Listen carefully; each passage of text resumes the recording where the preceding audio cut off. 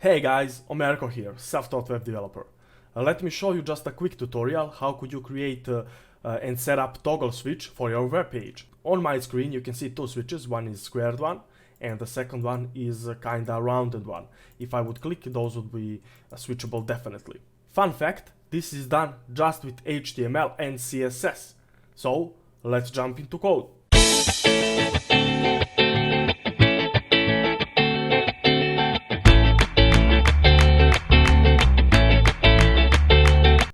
So first of all, let's see what do we have in our HTML. So there is the link to my external CSS, and in my body I have a main section of content. A reason for this section is I wish to put these labels, these kind of switches in the center of a screen. There is first label with the input with type of checkbox, as the toggle switch should work as a checkbox. There is a span here which will toggle that switch, which kinda will look as that clickable part of the switch. Then we have a second one which will be the rounded one. In my CSS you can see that there is just the base stylings for all elements, padding and margin set to 0, a background color set to kinda yellow. So in my body you see two switches here, 1 and 2, right? The first plan is to move those in center. So I will target my content. So first I will put comment here of content, then content, and I will target it, basically I will first display it as flex, then I will set height of my content to be 100 VH to viewport height, and justify content will be center, and align items will be center. These two, justify and align, will set my content in center in vertical and horizontal lines, and you could see it right in the center of my screen. Now we could work a bit on the switches. The plan is to style the switches and also hide these checkboxes, as though those should not be visible. So here, switch, I will target it now with my class of switch that I used in HTML. I will put position relative on it, then display it as inline block, so those could be one next to each other. Then width for both switches will be 120 pixel. Height will be 78 pixel. You could use a smaller metrics definitely, but I'm creating bigger ones, so just for the purpose of this tutorial. And I will put margin right to 20 pixels, so those are not kinda stacked together. Save it. Let me refresh a page.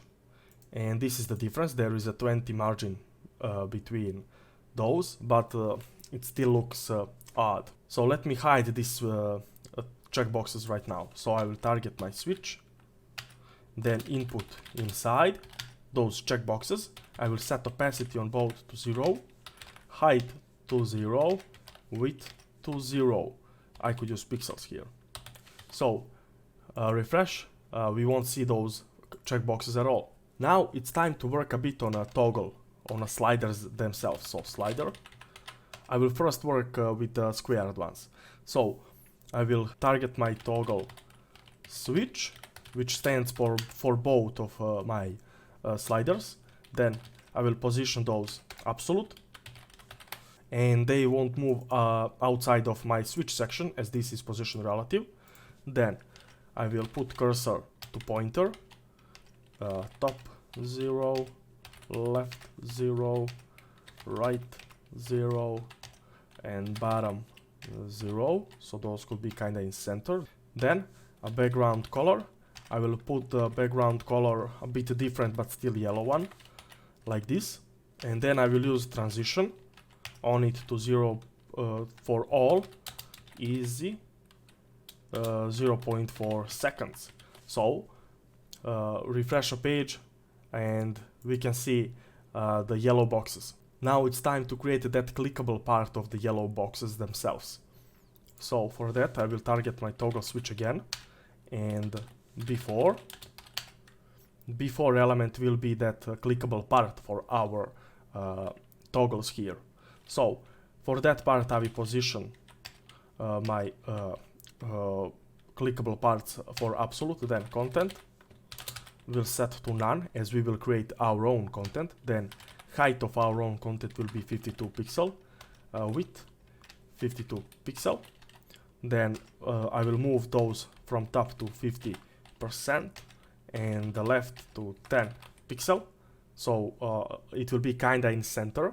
To make it fully in center, I will transform my before elements to translate epsilon by minus 50%, and I will put background color to be FFF white, and transition on it to all is 0.4 seconds.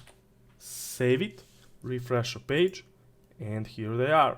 So this will be my clickable parts. Once I click it, they should change, move from this position to this here position to the right side, and also I will change the background of this darker yellow color.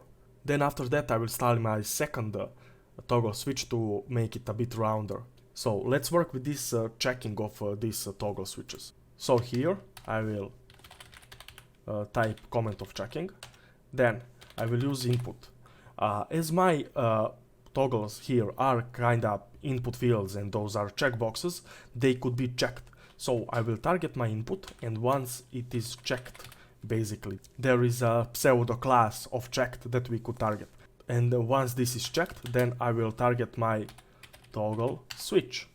And for toggle switch, I just don't wish to target it by that. I also wish to target it once my input is focused. So focus, there is pseudo class for that also.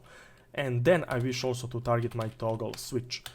And now at this point I could put the background color to be kinda bluish. So let's use 68C8TB. And if I refresh my screen here, and now if I click on those, you will see the changes here, right? Those will be definitely, once I click on those, checked, and the background color of this yellow will change. So now let's move our boxes. To move my boxes, I need to target my input, and again checked, plus toggle switch, but here I wish to move this white part, and that white part is this before element that I have on my toggle switch. So I'm targeting before on it. And now I will put transform, and once this is checked, I will translate my X by 52 pixel, as it is the width of this square is 52 pixel. Once I move it, basically it will be moved to 52 pixels, so it will still be the right alignment for us.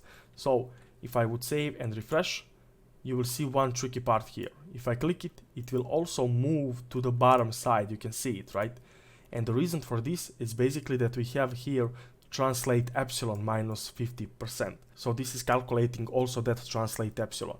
So by that I also need to basically translate my epsilon to minus 50%.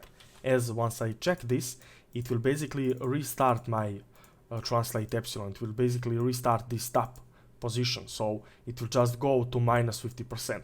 But with this top position, it shouldn't. Now that we set this, everything should be okay. And yes, it is. Works perfectly. So now let's work a bit on this rounded slider. So here I will target my rounded slider. To target it, I will use toggle switch again, but this time toggle switch should also contain rounded class. I will set the border radius to, let's say, 60 pixel, and I will target my rounded again, and I will target this box inside, this white one. So I need to target before, and I will set border radius to 50%, as this should be the full circle. If I refresh the page, here it is. Everything looks nice. Let me use a bit more roundish border here, 68. Yeah, looks similar, maybe even the same, but it's good enough. So you saw how easy it is to create your own custom toggle switch. These ones on a screen are bigger than usual ones, but that was just for the purpose of this tutorial. Those are both clickable, it will change, it will animate, everything looks nice and fine. If you like what you saw today, please click like and subscribe, as I'm posting new content weekly. Thank you and see you in the next video.